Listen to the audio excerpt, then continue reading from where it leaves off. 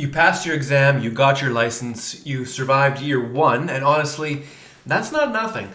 Most people don't even make it that far. And here's the stat that nobody perhaps warned you about before you got into this career. The second year is when more agents quit than any other. Not the first year, the second. And the really crazy part is that it's not always the agents who struggled in year one who quit in year two. It's often the ones who had decent results. They did a few deals. They thought they had momentum. They thought that it would grow and build into a better year two. And then year two hit. And then something broke. Today we're going to talk about what that something is, because if you're heading into year two, or if you found yourself, well, that's where I am. I'm in this second year of my trajectory, right in the middle of it, and it feels harder than you've expected. This video might just save your career. What year one is actually borrowed momentum. You come in with your sphere of influence, your friends, your family, your colleagues from previous jobs that you had, people who want to support you. You get a deal or two from friends, from loved ones who genuinely like and care about you and they want to see you succeed. You're still riding the excitement of being new. Your broker is paying a little more attention to you. You're in training. There's some structure. Year one, it feels hard, but there's a safety net around you that you don't maybe necessarily fully see or recognize at this point. Year two, that safety net can start to disappear. It just starts to fade a little bit naturally. Your sphere has already referred you to everyone that they know who is buying or selling immediately right now. That new agent goodwill from your brokerage can wear off. Your broker can move their attention to the new batch of new agents. You're expected to be self-sufficient. And you wake up in year two thinking, okay, now I actually have to build a real estate business. And for many agents, that's the first time it truly lands and sinks in. And most of the time, they were never taught how to actually do that. In year one, most agents don't pay close attention to their actual expenses versus income, their P&L sheet. They're learning, they're busy, they're optimistic. In year two, the math, though, has to be addressed. It cannot be avoided any longer. You have to take into account your fees, your dues, your MLS costs, your marketing, your gas for your vehicle to drive to the showings, your insurance. For most agents here in BC, you're looking at 10 to 15 grand or more in overhead before you close a single deal for the year. And if your production isn't constantly above those numbers and covering your personal living expenses and taxes, well, you're going backwards. The agents who quit aren't lazy. A lot of them are just doing the math for the first time and realizing that the model that they've signed up for, their career path, isn't working. They're not making enough to be able to survive. The fix is you need to know your survival number. The minimum GCI you need to cover all of your expenses and live. Most agents haven't calculated that. So do that right now. Pause the video, turn the video off, go do that. It changes how you prioritize your time. Look at what you need to survive, look at what you need to generate monthly, and then build towards making that a reality.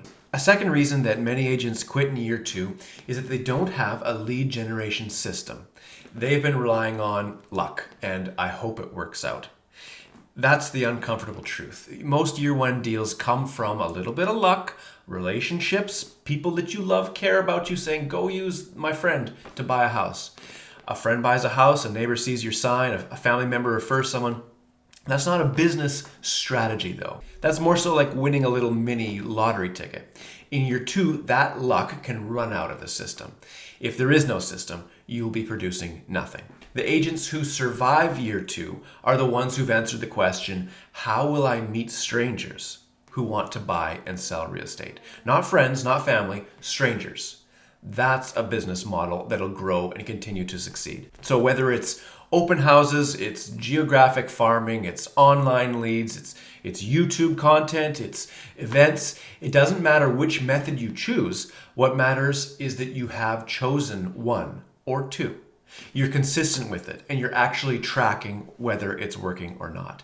If you don't have an answer to that question, year two will expose you. A third reason why many agents end up stopping in year two is an identity crisis. This one doesn't get talked about very much either, but by year 2, the novelty of being a new agent is gone. But at the same time, you're not experienced enough to feel like you are an expert. You're kind of in that awkward middle, teenage year stage of life. You've had hard deals. You've had clients who didn't list with you. You've been burned a few times. You've had deals fall apart. You've watched other agents in your office who seem to find success effortlessly, and they just seem to always be busy, and you can't figure out, what am I doing wrong? Why can't I have that as well? And then this inner voice starts, this dialogue. Maybe I'm not cut out for this. Maybe this was a mistake. Maybe I should go back to a salary job. And that voice is normal. Every agent I've ever respected has heard it. I've heard it myself. But here's what you need to understand is that the agents who quit at year 2 are almost always 6 to 18 months away from a breakthrough. They just can't see it from where they're standing. So the skill, it's being built, it's being cultivated, the reputation is being built, the system is being built, it's just happening too slowly. And slow feels like failing when you're in survival mode. So how to survive it? Firstly, audit your business like a true business owner. Pull out a spreadsheet. List every dollar you spent in the first 12 months, your first year on your business. Every dollar you earned. Figure out your cost per deal. Figure out your survival number. Most agents avoid this because it's scary and it's not fun. But ignorance is more dangerous than the truth. Once you see your numbers clearly, you can make real decisions about what you can actually spend on marketing, on ads if you want to do that, on paid leads if you want to do that. If you don't, you're just throwing money at the wall and seeing if it sticks and seeing if you can stay afloat. Pick 1 or 2 lead sources and go all in. Stop dabbling, trying to be a master of everything.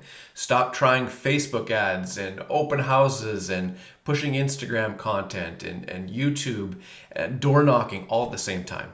You're spreading yourself too thin. It gets you good at nothing and it can lead to burnout. Pick 1 or 2 lead sources that you have had success with, that fit your personality and that fit your market and you've seen success with. Commit to it for 90 days. Go all in on those 2 things and then track your results obsessively. You don't need to be good at everything. You need to be good at what works for your business. Thirdly, find accountability. Isolation can kill real estate careers and again, spur you along to a decision of wanting to throw in the towel. So when you're working alone, when you're struggling, when you start comparing yourself with everyone else's and their highlight reel and their Instagram feed, this mindset can compound fast. Find a mentor, find a peer group, find a brokerage that supports collaboration, not competition. For me, that was joining Real Broker. And for me, that really propelled my career into what it has become. Find an accountability partner, someone who can tell you the truth about your business and keep you from compounding and spiraling when things are looking bad and things are slow. If you don't have that at your brokerage, find it somewhere else. There are masterminds, there are coaching programs, there's online communities where you can connect with agents who are building real businesses. You weren't meant to figure this out alone. There is help out there. Lastly, reframe what year 2 actually is. Year 2 isn't a test of whether you're talented enough to be an agent. It's a test of whether you want it badly enough to build something real.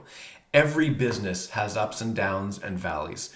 Restaurants fail in year 2. Gyms fail in year 2. The question is always, did you build a real infrastructure and business plan, or did you just ride the opening excitement?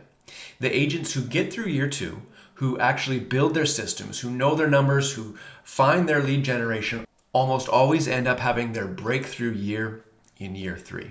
Because by then, the market is starting to trust them. You're starting to be more of a known name in the community. The systems are starting to work. The referrals are compounding. Year 2 is where careers start to take off if they're built successfully. You need to be able to say to yourself, if someone can do this job, if someone can be in this career and be successful at it, it will be me. I will work hard enough and I will work smart enough to make that happen. So if you're in year 2 right now and you're struggling, I just want to make this clear and say this directly. What you're feeling is normal. It's common. It doesn't mean that you're a failure and that you have to throw in the towel. It does mean, though, that work is required. You need to batten down on what's successful. You need to do the research into your own business, look at your P&L statement, see where you are monetarily. For so many, the agents that do quit in year 1 or 2 go on to spend the rest of their lives saying, well, what if I was successful at that? What if I had done things a little bit differently? What if I joined the right brokerage or the right team to help propel my career in the correct path? Know your numbers, build your system, find your people. If this video helped you, please subscribe. If you are a new agent, if you're in year 1 or 2 and you are struggling, feel free to hit me up, send me a message. Real Broker was an excellent career path for myself. It's a fantastic option. I don't necessarily think it's the best brokerage for every single agent. There are circumstances where brick and mortar might be better, but that's why there are options out there. If you'd like to have a chat about whether or not it'd be a good fit for you, feel free to reach out and we can line up a time to chat.